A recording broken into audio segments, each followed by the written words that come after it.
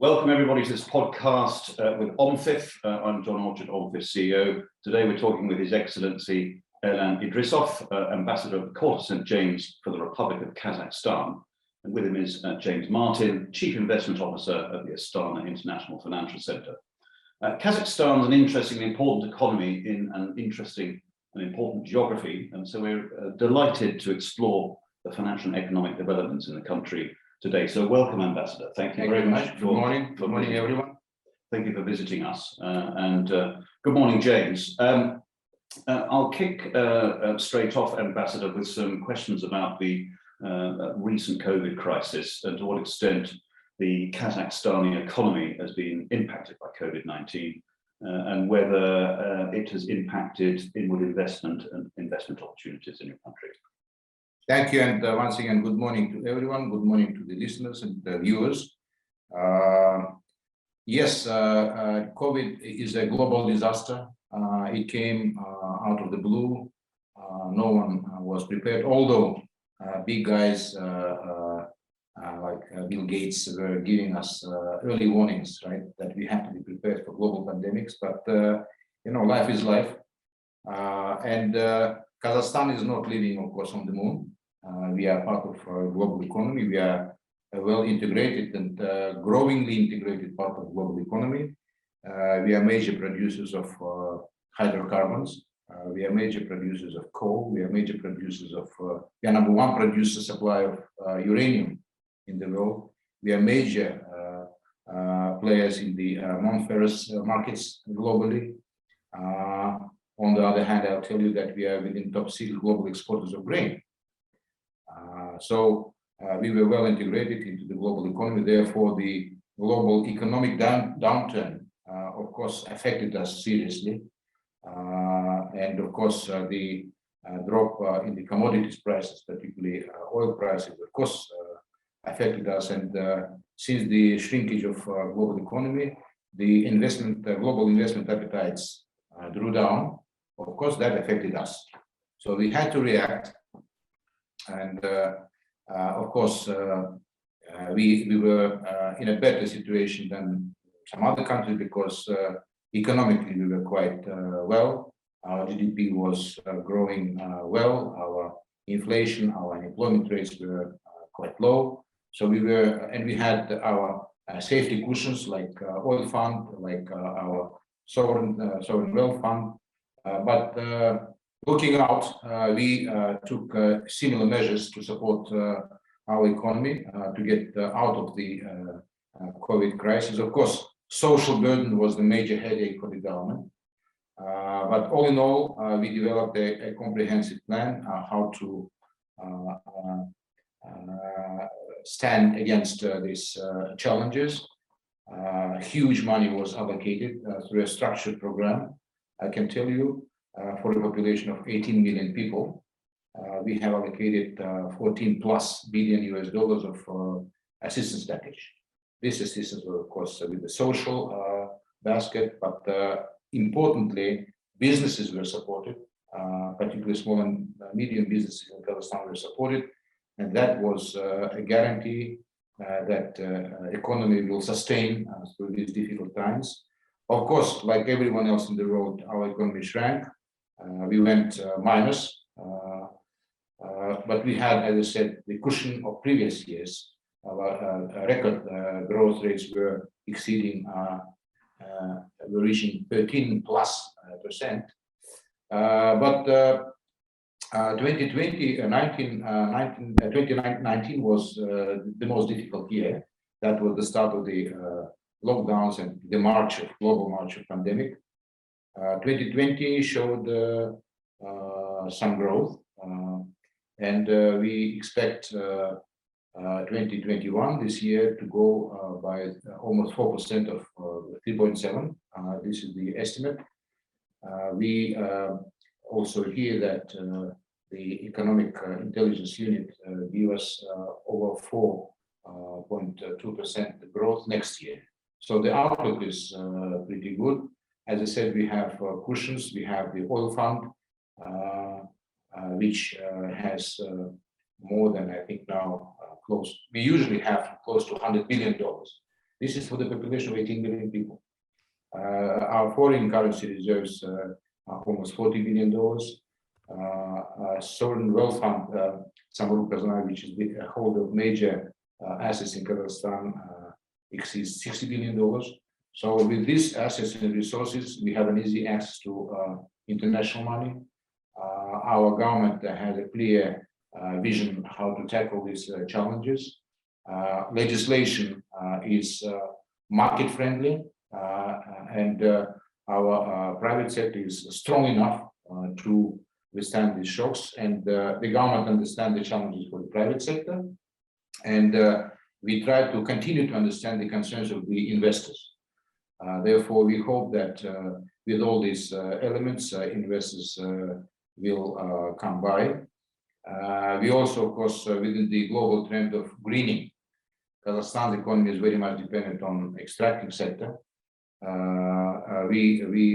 Our policy is not to develop extractive sector. Our priority is not to develop the extracting sector, but to make every step to make sure that we get away from the strong dependence on these sectors. Therefore, diversification is the top. We have a massive plan of reducing the role of the state in the economy.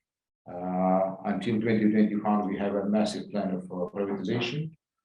We hope to raise close to $13 billion through privatization. Many more successful IPOs will be here in London. The breakthrough, by the way, in 2020 was the Kazakh IPO. Kaspi KZ was a major startup, a successful online trading platform, a massive success, and I think it was the second largest listing in London Stock Exchange last year. So it was a major asset for the London Stock Exchange. So we hope to see more stories of this, but greening is another important topic. Therefore, we are inventing and implementing new instruments to attract green investments. Astana Financial Center, and James is there, he will talk more about that. But I always tell here to my friend that Astana Financial Center is the germ. It's a quiet revolution in the post-Soviet space. It's a very smart appearance of global English business standards, English common law, English court, English arbitration system in the heart of Eurasia, in an absolutely remote, previously unknown part of the world.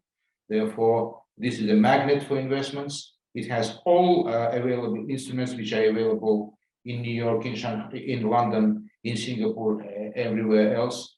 Therefore, we hope that this magnet will continue to work. And Astana Financial Center is also making the focus on those things. It's strong in fintech. It is strong in green finance instruments, green financing. So I think with this, we'll be absolutely able to come over the shocks of the pandemic and come out with larger strength, stronger and more resilient. Well, that's a very useful tour of the horizon, lots for us to explore. Thank you. We'll look at the investment opportunities in a little bit more detail with James in just a second. Just to finish up on the COVID impact. So the government undertook a number of fiscal measures to support employment and to support companies which were impacted. When would you expect Kazakhstan to be back at the GDP level that it had before the crisis, roughly? Well, the economic intelligence units give us 4.2 next year. So I think that will be the point when we'll be getting up to those. Of course, it's very difficult to imagine those crazy growth rates over 10%. This was kind of a miracle in itself. But yes, we hope to have a steady growth rates of 5%, 6%. That is the plan, and I think everything is there to support us. Our geography is also quite helpful. We tell to all investors that do not look at Kazakhstan as a end user market. This is a platform from where to go and do businesses. China is China. It's number one economy today. We are next door with well-connected infrastructure to China, Belt Road. Belt and Road and everything. We are called the buckle of the Belt and Road. Yeah. Next is a huge Indian market. We hope that the new changes in Afghanistan will bring new opportunities. Of course, it's very challenging, but if everything is done smartly, we hope that infrastructure, particularly land infrastructure, will connect us with the huge market of India. That's a huge magnet also for investors. We hope that a huge market of Russia will be back. There are, of course, political difficulties. We are very unhappy about those political difficulties, but we hope that reason will prevail, economic interest will prevail. Trade is the major peacemaker.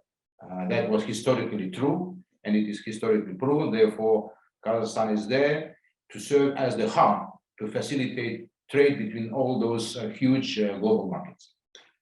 Thank you, Ambassador. James, Ambassador Idrisov has set out a portrait of a country in an interesting location with interesting opportunities across many sectors. What have you seen on the investment front over the recent period? What's been impacted by COVID one way or the other, and what trends are you seeing going forward? Well, thank you. Thank you very much for this opportunity. I mean, I think it's a particularly interesting time, especially as sort of some of the effects that we had from COVID are sort of being alleviated now. I mean, as the ambassador mentioned, as with all the other global economies, I mean, we've been affected greatly by the travel restrictions, obviously, and these had several direct and indirect effects. I mean, investors have had a very keen interest in visiting Kazakhstan and yet have been restricted from doing so with the ease of travel and entry. And this naturally has led to a slow uptake in the business. But at the same time, we've had the compound effect of the price in the oil drop, which is still a significant contributor to the Kazakh GDP. But as rightfully mentioned, our main focus is diversification away from this. On top of that, the travel restrictions led to the delay in some of the commencement of some of the larger projects, where we have expatriates who have not been able to travel to the country. But again, the upside is that all of this is now improving with the increase of the number of flights. We've just removed the restrictions with regards to a couple of levels of protocol we'd initiated. And there's a lot of countries which are now opening up again direct flights. Now, when we talk about the COVID itself, I would say there were many, many positives. We as the government were able to focus on the critical areas of healthcare and stabilization. It allowed us, the government, I would say, the time to be able to create some actual analysis and focus on reform, which accentuated and accelerated the efforts of diversification. And that's very, very key. We wanted to diversify, and it enabled us to look at reforms that were necessary, both from an economic and from a social perspective, very, very key. When it comes to the financial center, then I think we sort of transformed a little and put on pause what we were trying to do before and looked sort of more from a think tank perspective in a more advisory role to the government, looking to see rather than about stabilization, but stimulus of the economy. It was very important to look at, for instance, the recovery of distressed debts. What is the role of a financial center? How can we work with other financial centers, such as in London? And this, I think, has been very, very key. When it comes to the capital markets, then, we were able to start focusing on how can we, for instance, migrate from frontier to emerging markets with regards to the FTSE and MSCI indices. And then the last one, I suppose, was the digitalization efforts. We managed to do a lot of testing around infrastructure. There was asset testing done just before and during the start of COVID. And obviously, as with many countries, you're able to operate remotely, showing the resilience of businesses. The final point, I suppose, which was very much put into practice, was the fact that the AIFC courts and the International Arbitration Center moved to fully conducting business remotely. There was a full instigation of arbitration. There were decisions made. There was immediate access to the 24/7 to the full Queen Council judges that were obviously based wherever they were, and mostly in the UK during COVID. And the full case hearings went ahead. So I think these are sort of the benefits that we kind of saw coming out of COVID. So did present us with a lot of chance for reflection and reform. James, the ambassador mentioned the interesting geography of Kazakhstan, a lot of useful proximate countries. Which have been the ones that have invested most in Kazakhstan recently? What trends are you seeing there? And which areas in particular on a sectoral basis are flourishing? Well, I mean, if you look at it from a pure financial numbers, first of all, I would say that we've shown an increase in the FDI in 2020 compared to around 17 transition economies, and certainly compared to 34 different countries, according to the World Bank reports, which were issued not that long ago. So we're probably up to around total FDI in the transition economies. In total, it was around 24 billion, with Kazakhstan accounting for just under 4 billion.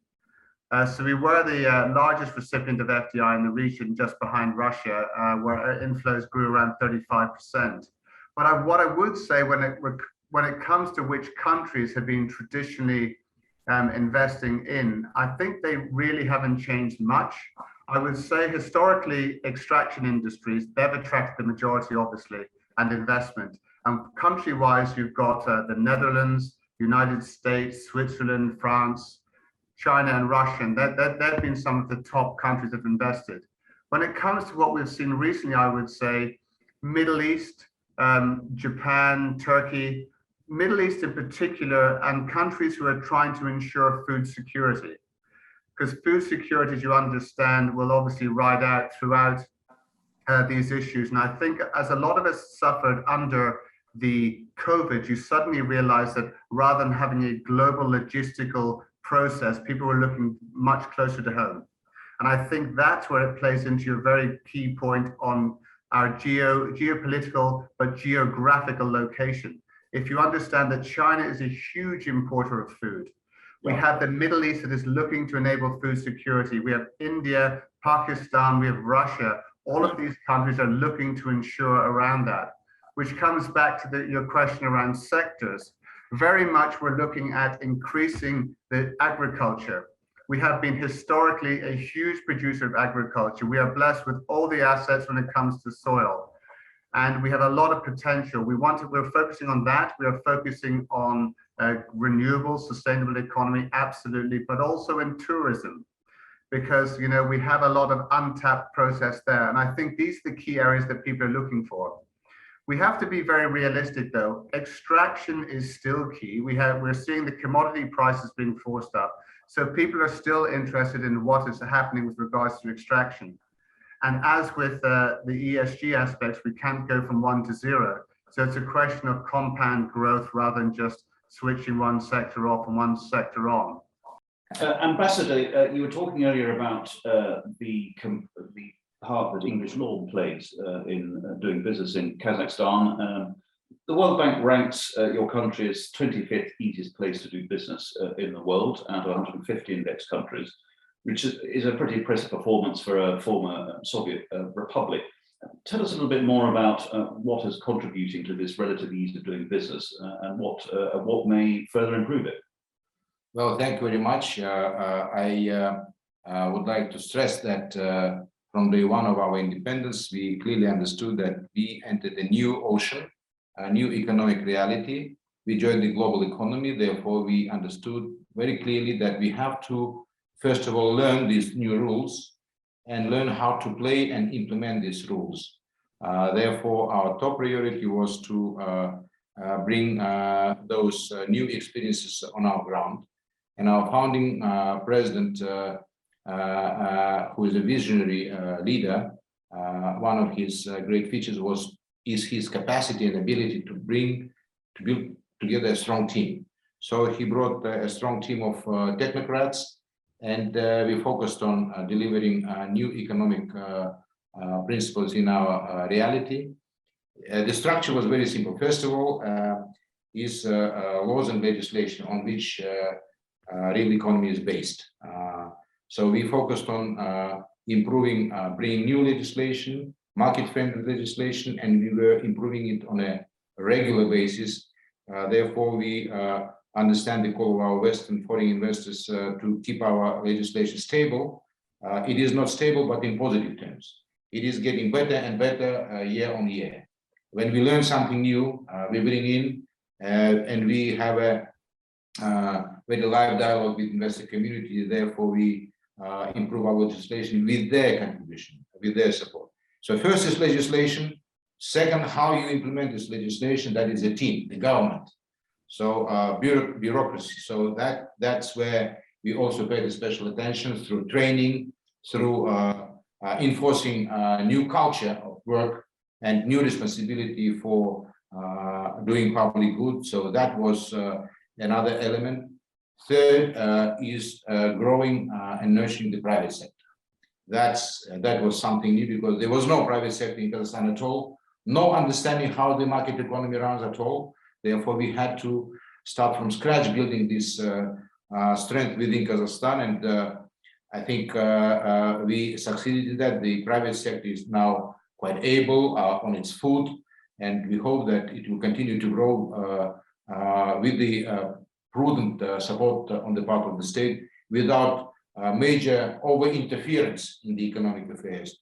And the fourth important element, of course, was our foreign partnerships. Of course, we grossly needed our foreign investments in our early days, as we need them today, but we are a major attractor of foreign direct investments. In the if you take the whole former Soviet bloc, including Eastern Central Europe, Kazakhstan is the biggest attractor of foreign FDIs per capita. Definitely in our part of the world, in Central Asia, Eurasia, more than 70% of FDIs come to Kazakhstan. So partnership with foreign investment community was a crucial, important element for that. And we established special dialogues where you will see, in what country you will see a regular dialogue with top leaders of the country, face to face. We have established earlier on the Foreign Direct Investment Council under the leadership of the first founding president. Key ministers were sitting annually gathering with CEOs from top companies coming to Kazakhstan, and they had face-to-face discussion. And we asked them to be open with us. Tell us what problems you face here so that we improve that. We established the same dialogue with our internal, local, domestic investors. So these elements were brought together, and of course, international financial institutions are our strong partners, and we work with the bank.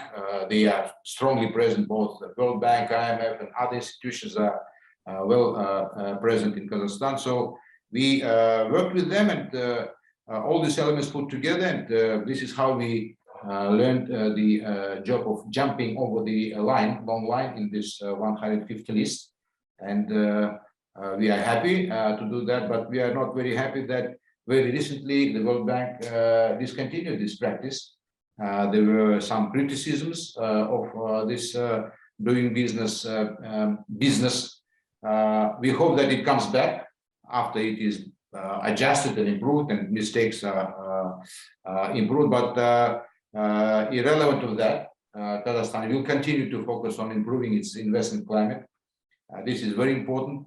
We hear the new trends, and the new trends are green, clean, and high-end tech, AI, and all these things, digital things.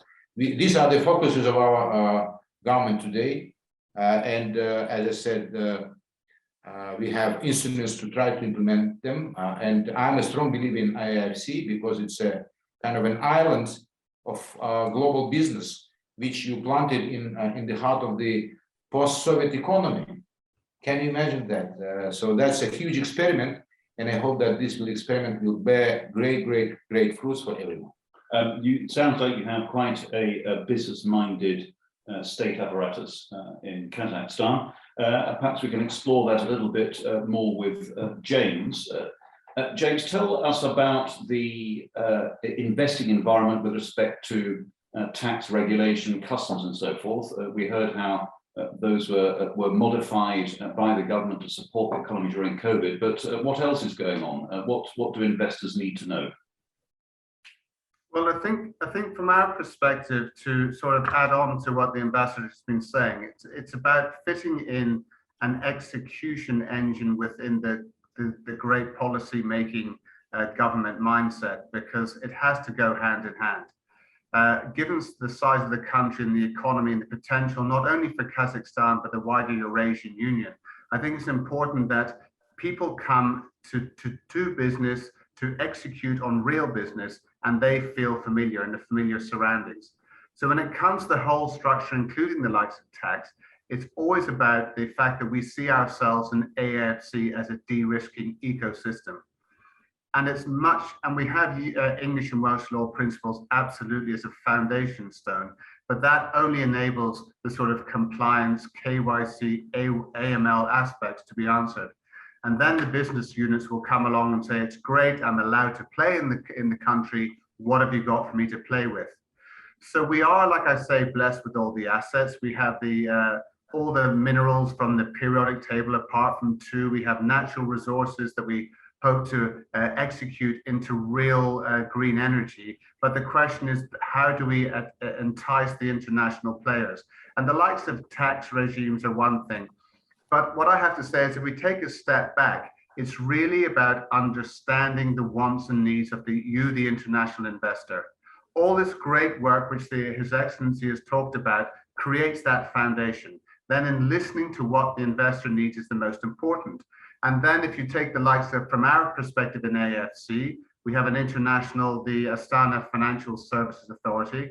We can immediately listen and reflect immediate changes if the wants and needs are there at an appropriate manner. The same with the legal course, but then also working with the Kazakh government outside of the financial center to see how we can create that investment climate. But it has to be proactive, but with sustainable growth in place. We are, for instance, probably now around the third largest crypto mining country in the world. And that is very key. We obviously have the electricity. We have certain cold times of the year, which help the servers and that reduce the energy needs. We have China, which is also, looking at not only cryptocurrencies, but digital assets. So these are very, very key. When it comes with regards to the tax, then we have the financial center, which is by constitutional law within its own environment. And then leading on to the green, for instance, people are looking to greenify, to greenwash all the investments, or even Islamic finance. And there are certain tax breaks around that. So if you were, for instance, to raise capital through the financial center, you would perhaps do a public green bond, or even a private placement bond where, for instance, you would have the coupon would be tax-free. And then it's also about what sort of, certainty. I think certainty and finality, not only from a legal perspective, but from a business practice perspective, that you want to know how you'll be treated. That if you get a ruling, it will be treated not only within the financial center, not only within Kazakhstan, but globally in the same way, which is why we work very closely with the international organizations with regards to setting standards, best business practices, etc. So yes, tax is very, very key, but it's also understanding. And I think the final thing I would say is we're trying to learn from our own past history. So we've had in place, for instance, in the oil and gas sector, called PSA, which are standard agreements put in place to protect the rights, the terms and conditions of those investing in oil and gas. However, the investors were saying, we like the opportunities. We like what you've done in the oil and gas, but for our non-oil and gas extraction sectors, how can we get the same finality, the same risk mitigation? And so we've established what we're calling the strategic investment agreements. And the idea with that is that we sit down for strategic sectors. It might not only be a financial term, it might also be with regards to human capital development, job creation, diversification sectors.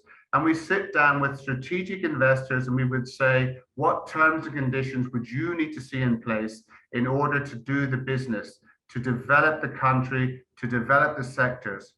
And so we, for instance, signed one in agriculture, was the first two that we signed with the Tyson Foods Agriculture from the United States. We also signed with regards to Valmont, who were doing irrigation for agriculture. But we're also talking to a lot of other people. We're talking to some UK companies, for instance. I think it's very important that we talk about how we can improve the business between the United Kingdom and Kazakhstan.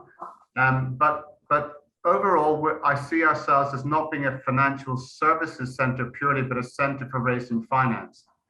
So I think that's very key. And then finally, with regards to, I think I'd like to mention the potential also that we're talking with the United Kingdom. We have, for instance, very strong trade relations, absolutely.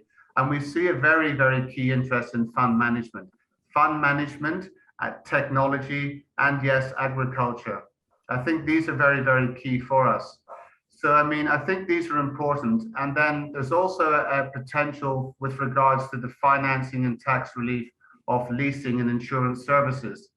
So we've been working ongoing with the Aviation Administration of Kazakhstan around introducing international standard flight safety regulation within the AFC, which will provide not only an alternative jurisdiction for the aircraft registration, but also significant opportunities for aviation financing, including insurance, leasing, and ancillary services. And we're having strong support from the large insurance and leasing companies in the UK, helping us build a framework that will deliver these regulation and safety standards in, again, a recognizable ecosystem. So I think it's exciting times, and but again, it's all about listening to what the investors need to see and want to see in order to feel that they are treated fairly and safely in a new environment. Thanks, James. In addition to being a conduit to invest in the Kazakh economy, it's clear that you're developing Astana into a capital centre in its own right. Would that be fair to summarise it that way? Well, absolutely. I mean, we have obviously our main role by constitutional law is to assist the government in attracting capital for investment in Kazakhstan. However, it is very much a Central Asian play.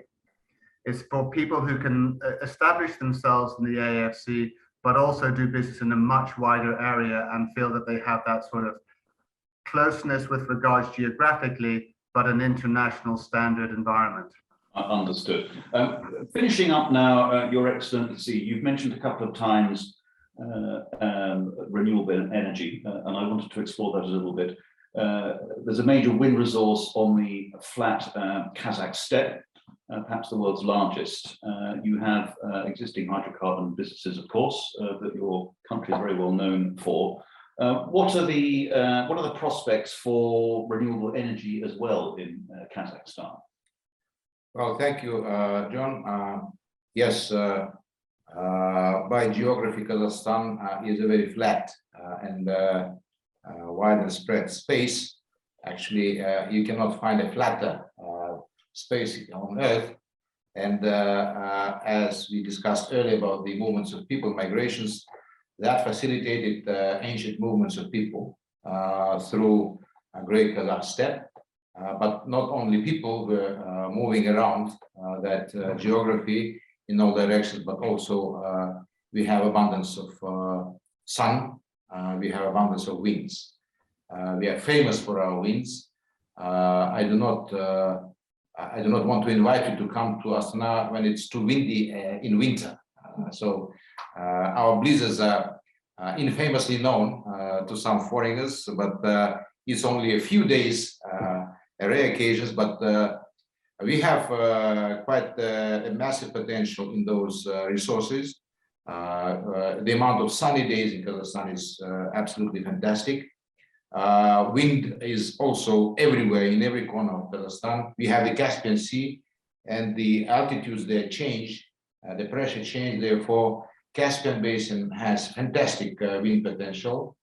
North Kazakhstan also, which connects with Siberia, also has fantastic wind potential. In the south, we are part of the Himalayas range, Alps, Himalayas range of mountains in the south. So therefore, you have also the drop of pressures. Wind is also there, and there's a famous. We are connected with China with the link of with the chain of mountains. There's a famous Jungar Gates. Actually, the first wind farm was established in Jungar Gates. In those days, it was very expensive. The cost of having the wind generation, electricity generation was quite expensive, but over the years, you know that technology brought everything down. And now, lately, Kazakhstan space of bringing in solar and wind is enormous. Actually, you see the pace is quite fantastic. We explore new opportunities. Therefore, we are very strong part. We are strongly supportive of this government's move towards the goals of Paris Agreement, and of course COP26 is on everyone's lips. Our President Tokayev was he was the only from the post-Soviet space with real commitments, accepted commitments at the ambitious summit last December, which was done by Boris Johnson, Prime Minister Boris Johnson, Italian government, and UN. So we came with very strong commitments of trying to achieve the carbon neutrality by 2060. Another big commitment you will see is to plant 2 billion trees to bring back the lungs of Earth, as we call them.